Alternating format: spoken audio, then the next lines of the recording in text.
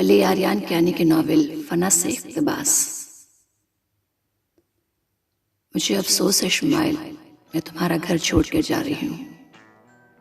यकीनन तुम्हें भी इसका रंज तो ज़रूर होगा, मगर मैंने ये फ़ैसला किसी जज्बाती रो में बहकर नहीं किया, खूब सोच समझ कर किया है। मैं और तुम दरअसल दो मुख्तलिफ दुनियाओं के मुसाफिर थे, जो एक स्टेशन पर अपनी अपनी ट्रेन के इंतज़ार में इकट्ठे हो गए थे।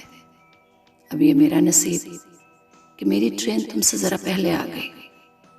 बहरहाल मैं फराज के साथ जा रही हूँ और इस यकीन के साथ कि अब वही मेरी मंजिल है।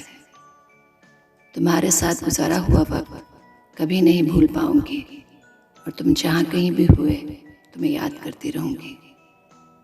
कभी तुम्हारी मलिका।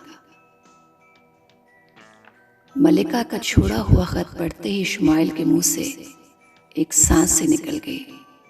फिर वो एक आह भर कर कहने लगा, ये पल में भूल जाने वाले याद रखने पर जोर कितना देते हैं।